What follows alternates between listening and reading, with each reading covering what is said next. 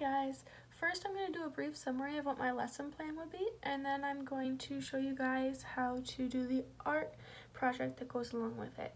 So for my lesson plan, I decided to do Dia de los Muertos.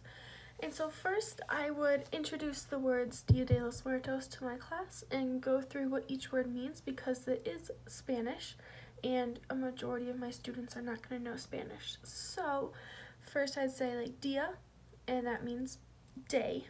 And then I would say de, which is the other Spanish word. That means for. Los, and that means the. And muertos means dead, but in like reference to someone who has passed away. So Dia de los Muertos means Day of the Dead. And then I'd have them repeat the words back to me so that they can learn them.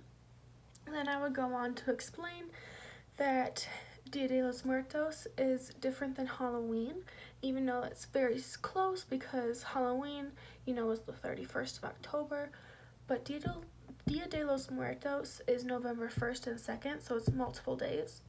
And it's different than Halloween because Halloween is more like, we go out, we get candy, we dress up, we just have fun with it. Dia de los Muertos is more of a tradition for the Mexican culture, and it's used to remember the lives of the dead, and it celebrates their life, and they do all these traditions to take these couple of days to recognize those who have passed away. So I'd like to put that difference out there for them, just so that I can also be if you have some friends, they might be able to celebrate both. Just know that there is a bit of a difference, but both are so awesome to do. So then I move on to the traditions, and I would kind of show some pictures of what the different traditions are. Like some of them are making altars, and so I'd show some pictures of the altars that are made, and then I would show some pictures of festivals, and they're called paper flags in English, but in Spanish it's papel picado, and that's a very popular one. Also, we have the skeleton faces that are painted on a lot of people, and sugar skulls, and marigolds are the flower of Dia de los Muertos. So I kind of go through, show pictures, explaining all those traditions, just so that they can get a feel for the difference between Halloween and Dia de los Muertos. Okay, so after I do all that, then I'd go on to the lesson. And the lesson is going to be making our own sugar skull. But instead of making an actual sugar skull, we're just going to draw a Spanish skull on some paper today and decorate it however the kids please. So first, you're going to need a plain piece of construction paper, and you're going to need a pencil, preferably not mechanical, and you're going to need a fine Sharpie and an ultra fine Sharpie. Also, preferably markers, but if you would like to use crayons or colored pencils, that is just fine as well. So first, what you're going to do, take your pencil and do an outline of the shape of a skull.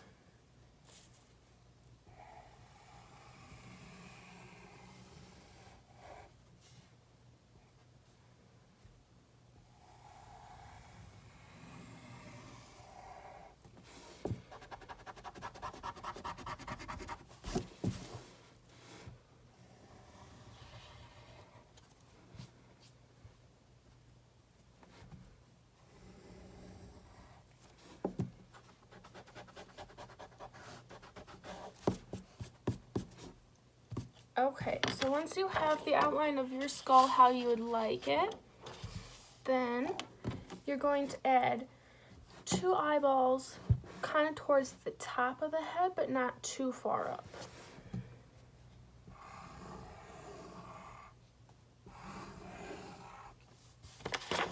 Just like that. Now I'm going to add in a nose.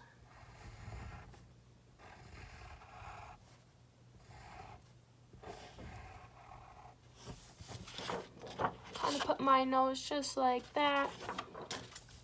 And now I'm going to add the mouth.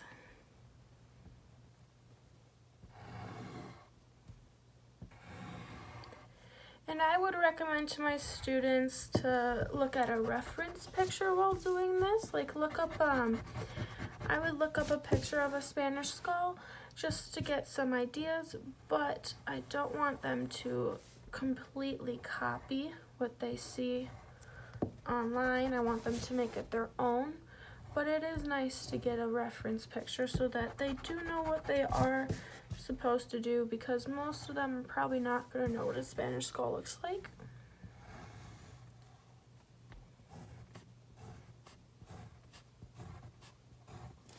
Okay, so now I put my mouth in. So now I got the outline of my skull, so I'm going to take my fine line Sharpie and outline all of it.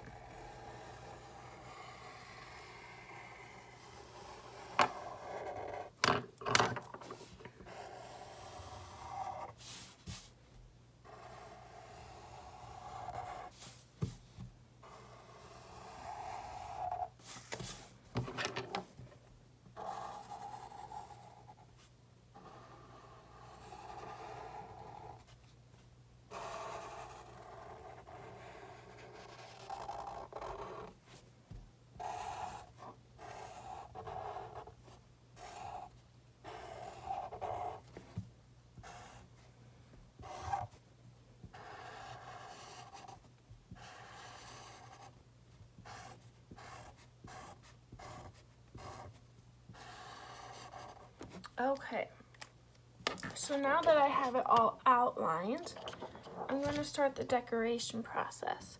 So this is where the looking up the pictures would come in handy, because Spanish skulls have a lot of flowers and little like leaves all over it, and some of them have lots of hearts, but the colors of them are very bright and pop out.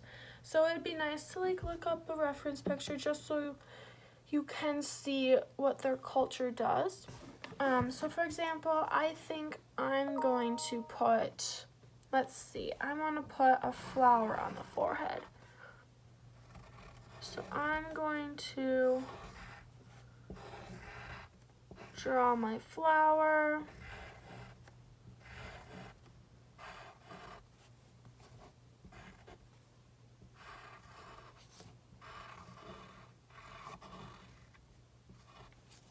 Okay, so my flower's on the top of the head, and I think I want to put some decoration around the mouth.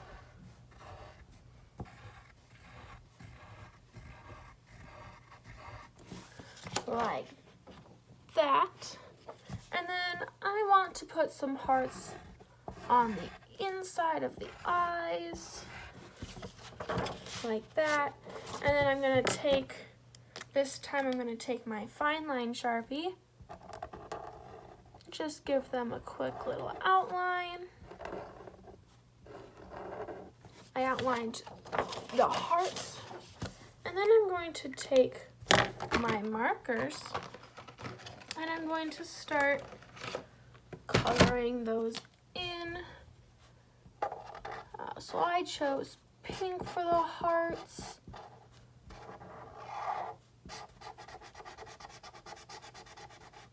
Just gonna color those in.